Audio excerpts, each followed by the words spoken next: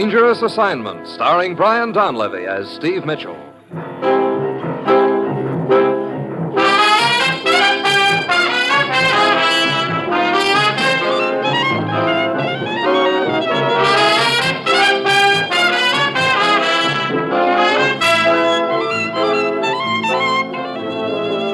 Yeah, danger is my assignment. I get sent to a lot of places I can't even pronounce. They all spell the same thing, though, trouble. But when I walk into the commissioner's office, I don't realize that this assignment's going to wind up with my catching a war criminal because a china shop vanishes into thin air.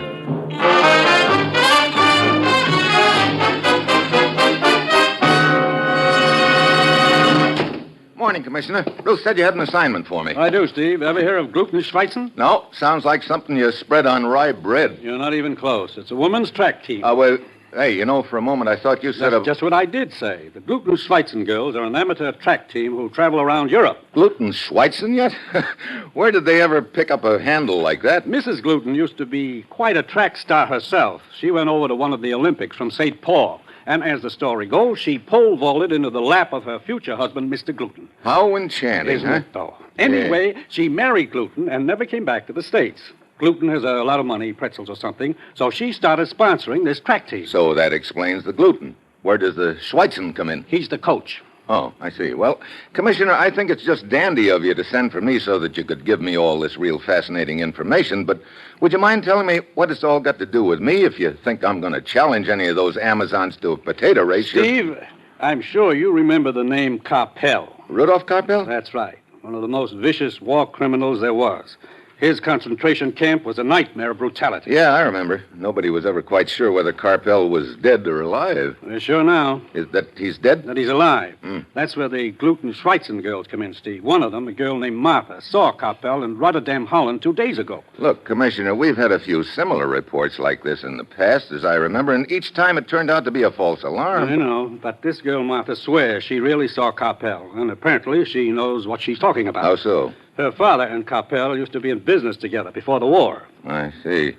Well, that sort of throws a new light on it, huh? Yes, I think we're really on Karpel's trail at last. Rotterdam, Holland, huh? Yes, the gluten-schweitzen girls are training at a stadium there. Get over there, Steve. Talk to this Martha. Talk to Mrs. Gluten. Talk to Schweitzen if you want to. But above all, find Rudolf Karpel.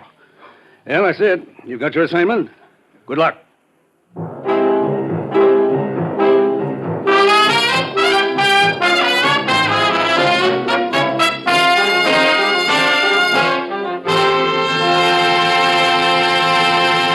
The National Broadcasting Company is presenting Dangerous Assignment, starring Brian Donlevy in the role of Steve Mitchell, colorful, two-fisted government agent. To all those places of the world where danger and intrigue walk hand in hand, there you'll find Steve Mitchell on another Dangerous Assignment.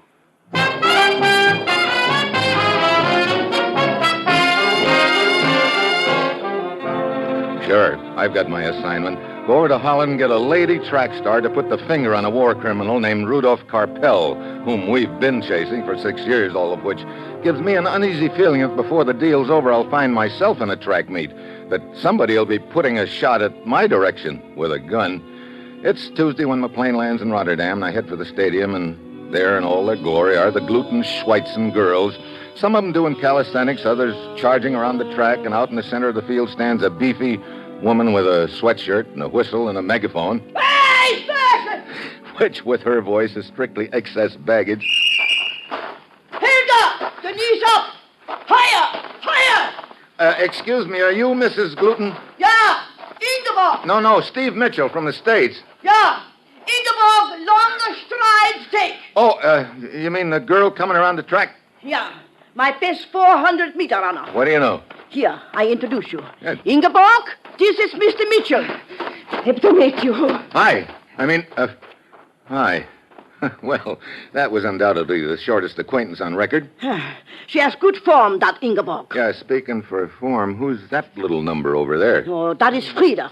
Very nice. What's her specialty? Broad jump. Uh-huh. Anna, hips. Yeah, she sure has... Mrs. Gluten, I came over here to question one of your girls. Her name is Martha. Yeah, that is Martha. The exercise is doing. Martha! Brother, you take no chances of not being heard, do you? You should hear me with the megaphone. I'm sorry I asked. What is it, Mrs. Gluten? Now, this is Steve Mitchell. He has questions. Oh, yes, Mr. Mitchell. They told me to expect you. Well, I go now. Okay, thanks, Mrs. Gluten. Ingeborg, let the arms loosely swing. Martha, 1, 2, 1, as I 2, understand it, you think you saw a man named Rudolf Karpel here in Rotterdam? I am positive of it, Mr. Mitchell. You see, he and my father used to be in business together back before the war. Mm-hmm. That was 14 years ago, and I was only a little girl, but I have always remembered his face, like a weasel. Where did you see him? I was shopping the day before yesterday.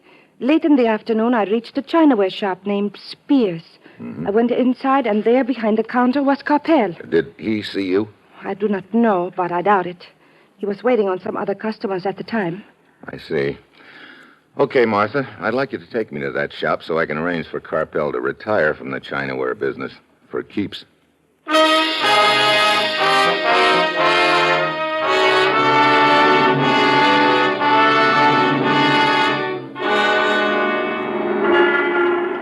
The shop is just a few doors farther down the street, Mr. Mitchell. What did you say the name of it is? Spears. Okay. Now, look, all you have to do is point him out to me through the window. Then you better get out of the line of fire just in case. Mr. Mitchell, What's the matter? this is the place. Oh, okay. Now, just... Hey, wait a minute. I thought you said a china shop named Spears was supposed to be here. Yes. That is the trouble. This is a bakery shop instead. Look, are you sure this is the right location? Oh, but of course. Maybe we're on the wrong street. No. Mr. Mitchell, this is the place. I'm positive of it. Yeah, well, a lot of Chinaware got transferred into a lot of pies all of a sudden. Wait a minute. How long ago was it that you saw Karpel? The day before yesterday. Maybe he did spot you and pulled the switch here. You mean change the entire shop? Sounds like a lot of trouble to go to, doesn't it? Well, come on, let's see what we can find out inside. All right. Oh, good morning, good morning, good morning, good morning. You sound pretty sure of it. Some nice strudel this morning? No. Some information, please. Inf. This is pastry, yeah? Look, how long have you been here, Buster? Buster. No. Otto. Okay, Otto, then. I'm here all morning baking strudel. I mean before this morning. Let me see. Mama and I, we came here when Karen was 3 and Hansi, he was 6.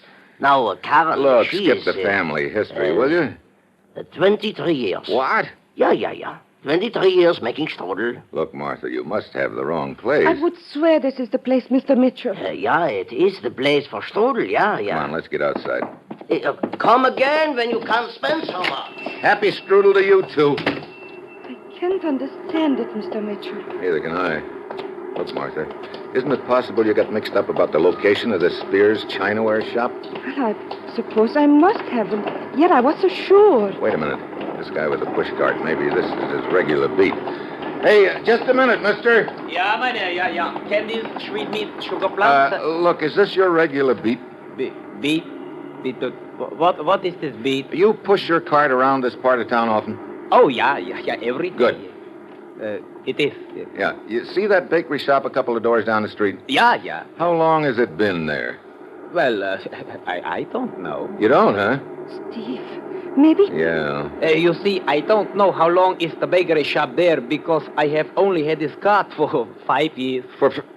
You mean the bakery shop was there when you started pushing this cart? Oh, yeah.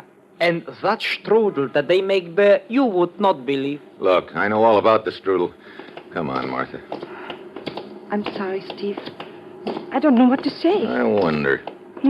I was just thinking, Martha, it was very convenient of the gent with the pushcart to come by just now. You think he lied? I don't know, but that's what we're going to find out right now. Come on.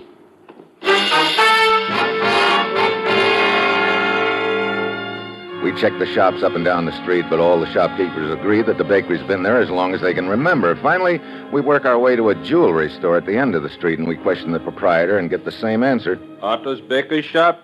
Why, it's been on the street as long as I can remember. In that same location, halfway down the block on the west side? Yeah. All right, Steve. I obviously am wrong about the street. But the Chinaware shop must be right around here somewhere. Perhaps in the next block. You, sir, perhaps you could tell us. Chinaware shop? The name of it is Spears. Spears? Why, no, I've never heard of it. You sure? Quite sure. Steve, Yes, Martha. I am quite convinced at this point that I am crazy. Look, Martha, Rotterdam isn't your hometown, is it? No, why? Well, maybe being a stranger in town, you got more mixed up than you think. Maybe this Spears is in a different part of the town altogether. And maybe there is no Spears at all. Now, look. You're being very kind about it, Steve. But I know what you are thinking. Here is a girl who claims to have seen a dangerous man.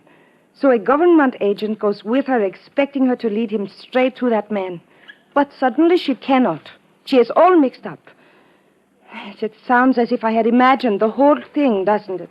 Will there be anything else, sir? No, thanks. Oh, thank you for your trouble.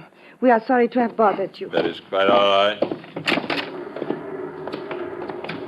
What now, Steve? Oh, look around a few more streets, I guess. Steve, all I can say to you is this. Somewhere in this city, I saw Rudolf Karpel. I thought I knew the name and location of the shop. I appear to be wrong about both. But please believe me, I did see him. And I will not rest until I can remember where and lead you to him. Yeah, sure. Come on, Martha. I'll take you back to your hotel.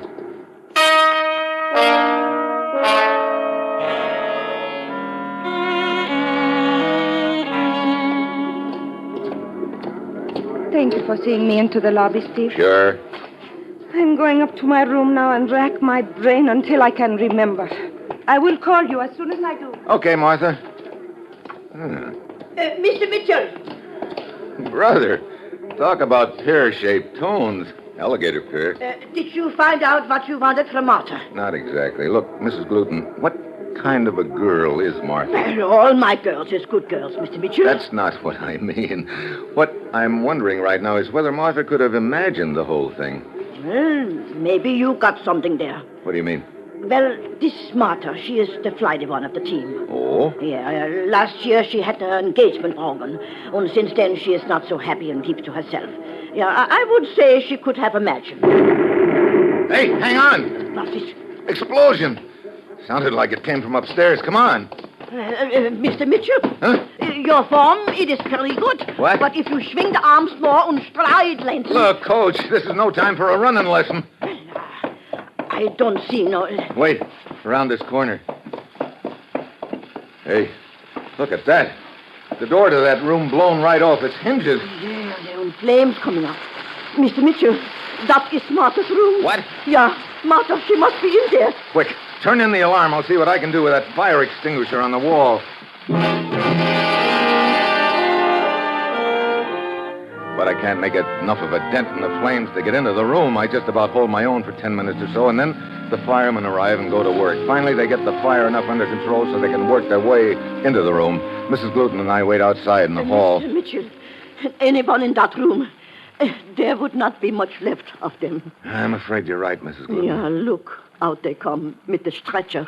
Oh, Martha, Martha. Well, she sure wasn't just imagining she saw Rudolf Karpel. That's a cinch, but it's also a cinch she'll never be able to lead me to him now.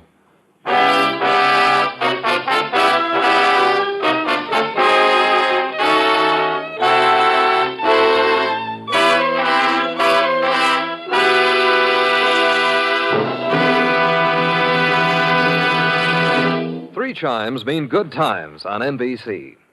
There's music and fun for you tomorrow evening here on NBC. For music, hear the premiere broadcast of a refreshing new series called Musical Merry-Go-Round, bringing a melodic blend of classical and popular music.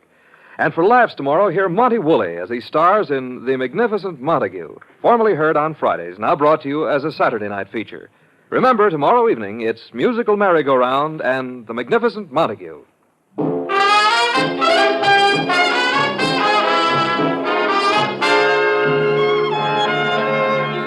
Now back to Dangerous Assignment, starring Brian Donlevy as Steve Mitchell.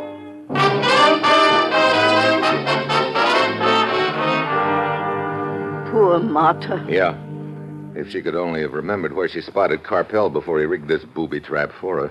Booby trap? Yeah, he must have had some sort of a bomb rigged here in the room. So that when she opened the door, it exploded. Yeah, funny. Oh, what is? She left me in the lobby at least 10 minutes before the explosion. Took her a long time to get to her room. This Karpel, where will you look for him now? Search me. Martha was my only lead. Well, come on, let's... What happened?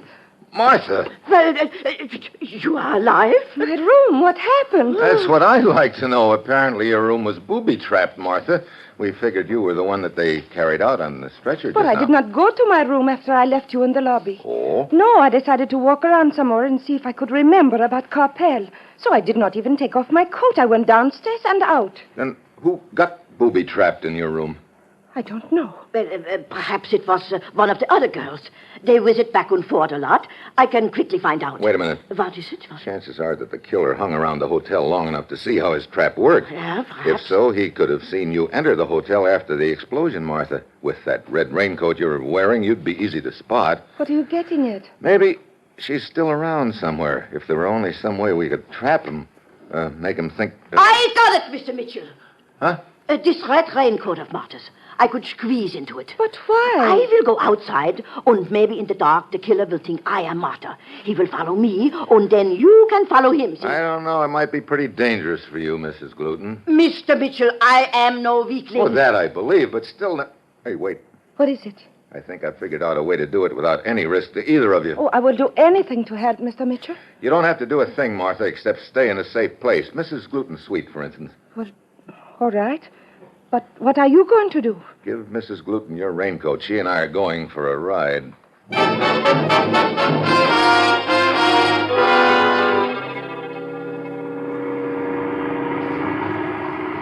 Mr. Mitchell, I don't understand you. I put on the raincoat. We get into the car and drive here to the edge of the city. And now you keep craning your neck around. Yeah, to see if we're being followed. Well, are we? I'm not sure. Hey, here we are. Here we are. Where? See that little hotel right there? Well, what about it? That's as good a place as any. Come on. Mr. Mitchell, perhaps you'd be good enough to tell me what is which. Look, you're wearing Martha's red raincoat. From a distance, you could pass as Martha. Sure. All that we have figured out already.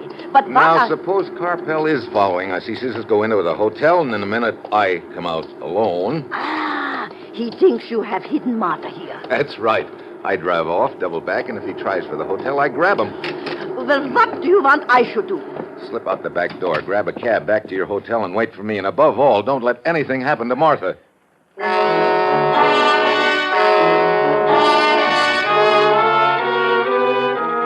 Mrs. Gluten eases out the back door. I wait a few minutes and then go out the front. I get in the car and drive off. Around the corner I park, get out, and work my way back to a spot in the shadows of the alley across the street from the hotel. Then I wait. 15 minutes later, I see a gent approaching the hotel very cautiously. He could be my boy. He gets to the entrance and takes a quick look around, then slips inside. I'm just about to go after him when suddenly there's a faint sound behind me in the alley. I start to turn around, but something very solid connects with the back of my head, and I take a dive. When I come out of it, I'm all alone. I don't get it. If the guy entering the hotel was Karpel, then who slugged me and why? I cross the street and check the hotel, but of course the guy is gone, so I head back to Mrs. Gluten's hotel suite. Oh, Mr. Mitchell, come in. Thanks. Oh, my, you're hit. You got a lump? Lump, yeah. I'll sell at a loss, believe me. Who did that? I don't know. Incidentally, did you come right back here after you went out that back door? Oh, yeah, sure, why? I'm just wondering. Very smarter. What? I said very smarter. That's just what I was afraid you said. I thought she was here with you. Well, she was, but now I thought she was with you. What do you mean? I came right back here like you told me. Martha was just leaving. She said you had just telephoned her. What? Yeah. She said you told her the plans had been changed, that you wanted her to meet you at a certain place. Oh, great. So why isn't she with you? Because I'm not the guy who telephoned her. What? Then who did? Oh, 3 guesses. Oh, yeah, Karpel. Look, did Martha say where this phony meeting place was supposed to be? Yeah, she did. Now, let me think a minute. Come on, think. Yeah, wait now. I got it. The west entrance to Vondel Park. Okay, I'll see you later. Yeah.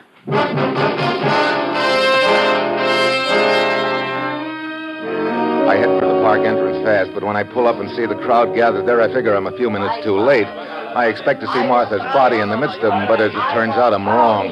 Two guys have locked bumpers and are busily haranguing each other, much to the enjoyment of the crowd standing around. At first, I'm relieved, but when I look through the crowd, Martha isn't there. I ask a few people if they remember seeing her, but they tell me that the quarrel's been going on about a half an hour, and they haven't been paying any attention to anything else. So it looks like Karpel has finally gotten to Martha and shut her mouth. I drive back to the hotel and head for my room.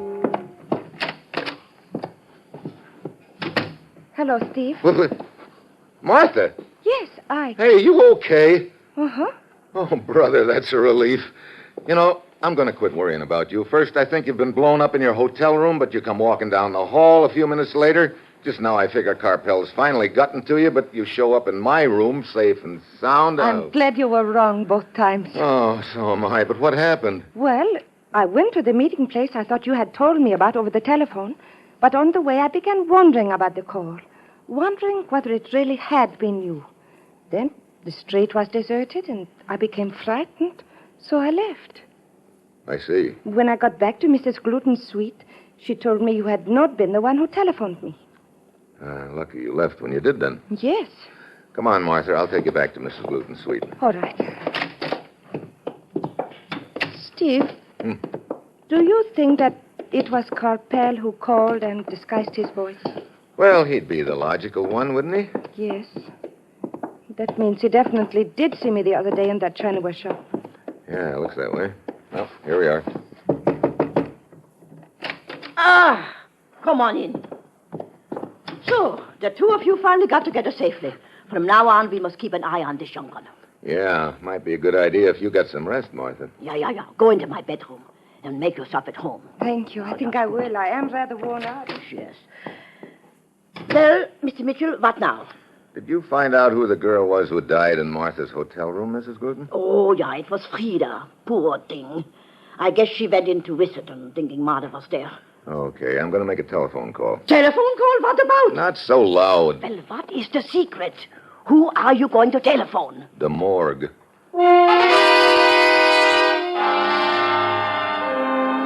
So I make my call and tell them what I want to know. Half an hour later, they call me back, and what they tell me doesn't surprise me at all. Well? They just finished the autopsy on Frida. She was stabbed to death. Stabbed? You mean Karpel killed the wrong girl and then rigged up the explosion to make... No, I don't mean that at all, Mrs. Gluten. Come on. I want to have a little talk with our little Martha. Martha? But what has she got to do with it? That's just what I want her to tell me. Hey, she's gone. Yeah, look, the window, it's open. Yeah, an extension phone beside the bed. She probably overheard what the morgue told me. I still don't understand what this... Wait, fire escape outside. Yeah, there she is down on the street hailing a taxi. Come on, let's get down to the car, fast.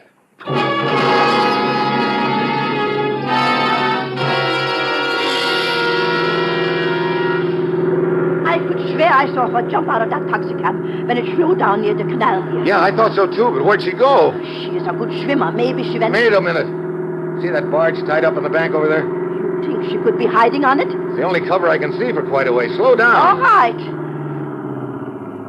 Okay, What are you doing? I'm getting out here. Huh? I'll check the barge. You continue along the canal away, and if you don't spot her, come back here to the barge. I jump out, hit the ground, and roll to my feet. Every second counts now. I jump aboard the barge. Looks deserted. There are no lights. I start walking towards a small deckhouse at the stern. Then, as I get to it and turn the corner, I spot a glint of metal. I drop to one knee, and a fire axe buries itself in the bulkhead behind me.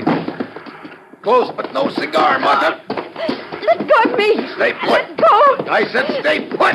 Oh, why, you... That's better. I should have cracked open your head when I had the chance. You mean in front of that other hotel when I was waiting for Karpel to show up? Yeah. You sure didn't want me to grab him then, did you? What? You know about that? Yeah. I think I finally got you pegged. You see, I caught you in one lie, so I figured maybe you'd lied about a few other things. Looking back on the deal in that light, a lot of things fell into place. What lie are you talking about? You told me you got a phone message from me setting up a meeting place. You said you went there and it was deserted. That's what tripped you up because there'd been a traffic accident there and a crowd had gathered. All right. But you cannot prove a thing. You rigged that story about a fake phone call as an excuse for you to get out of Mrs. Gluten's suite. You knew I had a plan to trap Karpel, and you were afraid it would work. That's why you slugged me when I was closing in on him. No, that is not true. What's your angle, Martha? Blackmail? I don't know what you're talking about. Sorry, your eyes just gave you away. Sure, it all fits. You spot Karpel here in Rotterdam and try to blackmail him, but he won't pay, so you get me over here to protect you. And to show him you mean business. Then you take me on a wild goose chase around town pretending you're looking for him. Yes, she's been quite clever. What? Karpel. You both move almost too fast for me. It was with difficulty that I followed the chase here from the hotel.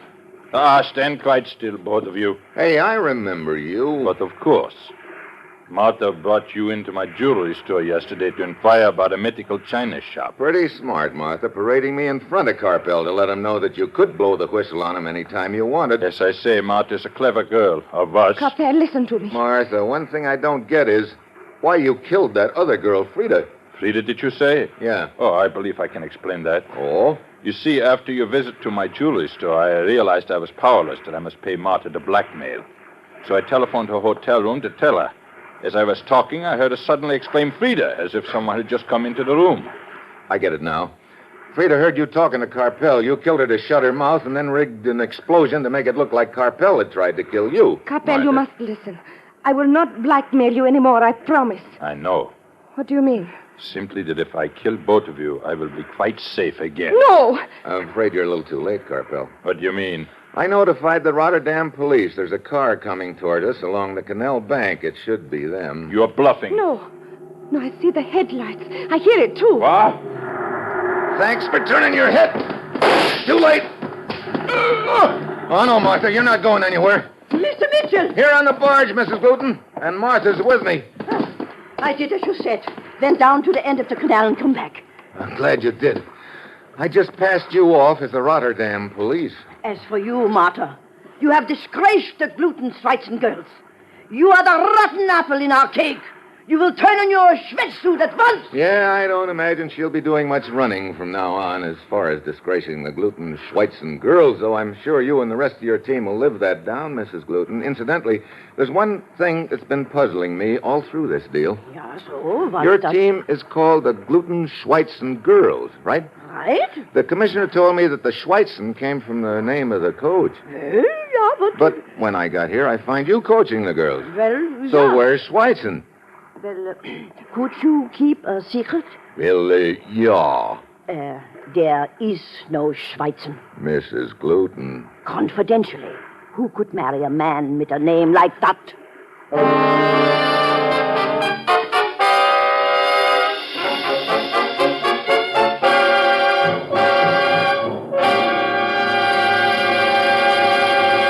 Three chimes mean good times on NBC. On the big show this Sunday, you'll hear Margaret Truman, Fred Allen, Groucho Marx, Ginger Rogers, and many more. Plus, the glamorous and dynamic Tallulah. No wonder it's the big show. And remember, it's a radio first for Theater Guild on the Air Sunday as Katharine Cornell makes her radio dramatic debut in the first radio presentation of Shaw's Candida.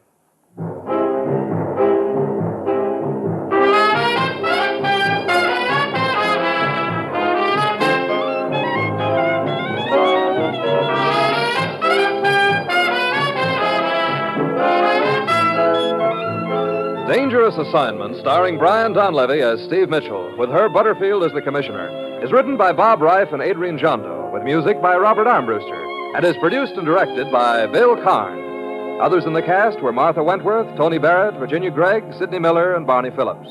Join us again next week at this same time when Brian Donlevy, starring in the role of Steve Mitchell, will embark on another dangerous assignment.